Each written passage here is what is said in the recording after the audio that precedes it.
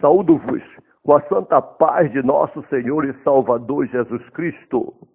Cursinho básico de Amartiologia, a doutrina do pecado, com o pastor Sócrates Penaforte Padu.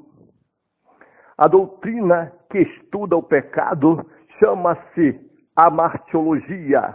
Este termo vem da palavra grega amartia, que significa transgressão, pecado ou errar o alvo. E logia, que significa estudo ou doutrina. Portanto, a martiologia é a doutrina que estuda o pecado e suas consequências.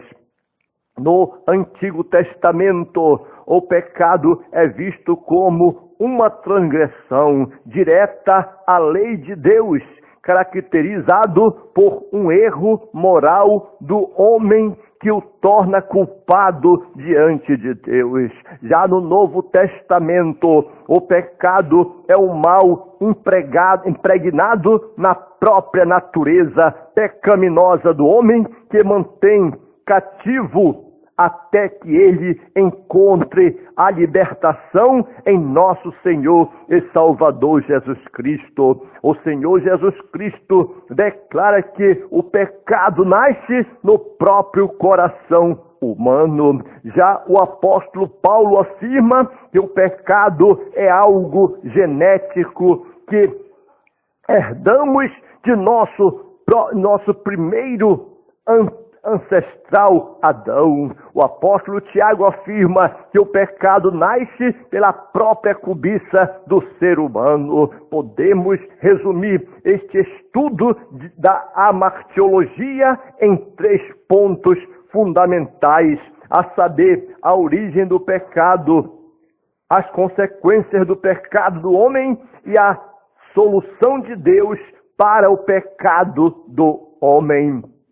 Em se tratando da origem do pecado, do homem, toda a criação de Deus é importante, porém Deus escolheu o homem de um modo especial, formando-o à sua imagem e semelhança. Deus criou os seres angelicais com graus distintos de responsabilidade e autoridade. Deus deu a um querubim uma grande formosura e sabedoria esplêndida. Lúcifer atuava como um dos primeiros ministros de Deus, tinha grande poder, perfeita formosura e esplêndida sabedoria, mas também tinha livre arbítrio. Este querubim, ele ficou tão deslumbrado com o poder e a formosura de Deus, que disse: serei semelhante ao Altíssimo. Com isso, ele encabeçou uma rebelião jamais vista em toda a história, com o propósito de estabelecer um reino espiritual, juntamente com os anjos que lhe acompanharam nesta rebelião. Devido a esta rebelião, Lúcifer, agora chamado Satanás, recebeu o juízo de Deus e a expulsão dos céus. A queda de Lúcifer é o marco da origem do pecado no universo e de todos os males que acompanham este ato de rebelião contra o Criador. Portanto, algum tempo depois desta rebelião, Deus fez outra criação, a qual também concedeu livre-arbítrio ao homem, de maneira que, ao criar o homem, Deus mostrou o seu cuidado especial com um jardim de delícias para a sua nova criação habitar. Satanás, observando isso, ficou com ira e ciúmes e partiu para atacar e perturbar a nova criação de Deus, a saber, o homem. Deus estabeleceu um relacionamento de companheirismo e comunhão com Adão e Eva no jardim do Éden, mediante o amor, a comunhão, a fim de Adão e Eva continuarem esse relacionamento com Deus, teriam apenas de passar na prova de obediência total à vontade divina. Porém, neste caso, falharam em sua prova. A queda do homem é o momento histórico que explica a origem do pecado no mundo em que vivemos. De acordo com o apóstolo Paulo, pelo que, como por um homem entrou o pecado no mundo, e pelo pecado a morte, assim também a morte passou a todos os homens. Por isso que todos pecaram. Edvard Wax assim definiu esta entrada do pecado no mundo. Em função do pecado, nascemos num mundo onde a rebelião contra Deus tomou espaço e nos arrasta como uma correnteza. A nossa natureza pecaminosa é uma inclinação negativa que herdamos de Adão para a prática do mal, que foi orientado contra o próprio Deus. As consequências do pecado do homem.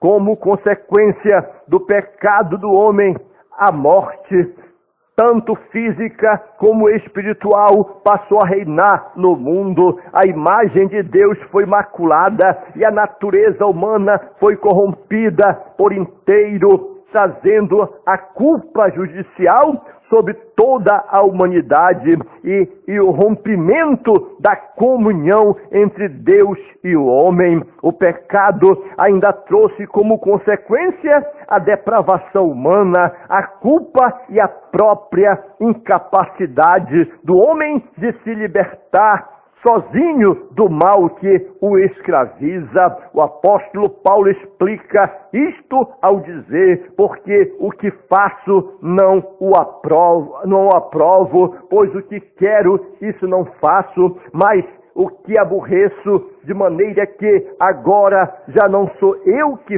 faço isso, mas o pecado que habita em mim, porque eu sei que em mim, isto é, na minha carne, não habita bem algum, e com efeito o querer está em mim, mas não consigo realizar o bem, porque não faço o bem que quero, mas o mal que não quero, esse é o que sempre faço. Ora, se eu faço o que não quero, já não faço eu, mas o pecado que habita em mim. O apóstolo Paulo ainda retrata em vivas cores a guerra que o pecado trava dentro de nós, dizendo: mas vejo nos meus membros outra lei que batalha contra a lei do meu entendimento e me prende debaixo da lei do pecado que está nos meus membros. Reconhecendo a total depravação humana, o apóstolo Paulo desesperadamente grita por socorro e libertação, dizendo: miserável homem que sou, quem me livrará do corpo desta morte? Então Paulo respira aliviado, afirmando: dou graças a Deus por Jesus Cristo, nosso Senhor, assim que eu mesmo, com entendimento, sirvo a lei de Deus, mas com a carne, a lei do pecado. Jesus Cristo é o único que pode libertar o homem do pecado. Tal fato fazia Paulo, assim como todos nós, respirar aliviado, a saber, quando cremos em nosso Senhor e Salvador Jesus Cristo. A solução de Deus para o pecado do homem, ela é bem patente na Bíblia Sagrada. Deus havia previsto a possibilidade do pecado e idealizado um meio para resgatar o homem, e foi assim que Deus desceu no jardim do Éden naquela tarde sombria e, como autêntico missionário proclamou a primeira mensagem evangelística conhecida pelos teólogos como proto-evangelho, e porei inimizade entre ti e a mulher, entre a tua semente e a sua semente. Esta te ferirá a cabeça e tu lhe ferirás o calcanhar. Gênesis capítulo 3 e versículo 15. Esta é a primeira referência indireta a Cristo na Bíblia Sagrada, relacionada à derrota de Satanás, o autor do pecado. Esta sentença divina data a antiga serpente que se chama o diabo e Satanás. São as boas novas de vitória sobre o fracasso do homem. Naquele momento, Deus estava anunciando Cristo a todos os descendentes de Adão que haveriam de nascer no decorrer dos séculos. Mas vindo a plenitude dos tempos, Deus enviou seu Filho, nascido de mulher, nascido sob a lei, para remir os que estavam debaixo da lei, a fim de recebermos a adoção de filhos, pelo qual clamamos agora, Abba, Pai. Somente Jesus Cristo pode libertar o homem de sua total depravação, pois assim que se alguém está em Cristo, nova criatura é. As coisas velhas já passaram e tudo se fez novo. Entretanto, apesar de receber uma nova natureza, o crente ainda continua com sua antiga natureza pecaminosa, porém controlada pelo Espírito Santo. Em 1 João capítulo 2, versículo 1 e versículo 2, o apóstolo João nos apresenta o advogado universal dos pecadores, dizendo: meus filhinhos, estas coisas vos escrevo para que não pequeis. E se alguém pecar, temos um advogado para com o Pai, Jesus Cristo, o justo. E Ele é a propiciação pelos nossos pecados, e não somente pelos nossos pecados, mas também pelos pecados de todo o mundo. Segundo o famoso teólogo da cruz, John Stott, a propiciação enfoca a ira de Deus, a qual foi aplacada pela cruz. A redenção centraliza-se na má situação dos pecadores, da qual foram resgatados pela cruz. E em Apocalipse, capítulo 1, versículo 5, a Bíblia afirma que Jesus Cristo é aquele que nos ama e em seu sangue nos lavou dos nossos pecados. Ainda segundo esse mesmo teólogo, o amor divino triunfou sobre a ira divina mediante o divino autossacrifício. A cruz foi um ato simultâneo de castigo e anistia, severidade e graça, justiça e misericórdia. Em Apocalipse, no capítulo 22, versículo 14, o próprio João escreve a felicidade dos pecadores redimidos, dizendo: bem-aventurados aqueles que lavam as suas vestiduras no sangue do Cordeiro, para que tenham o direito a árvore da vida e possa entrar na cidade santa pelas portas. Logo, a expiação era o único meio de satisfazer a justiça de Deus contra o pecado. No pensamento do apóstolo Paulo, o homem é alienado de Deus pelo pecado e Deus é alienado do homem pela ira. É na morte substitutiva de Cristo que o pecado é vencido e a ira é desviada, de modo que Deus possa olhar para o homem sem desprazer e o homem olhar para Deus sem temor. O pecado expiado e Deus propiciado. Que toda honra e toda glória seja dada ao nome do Senhor nosso Deus.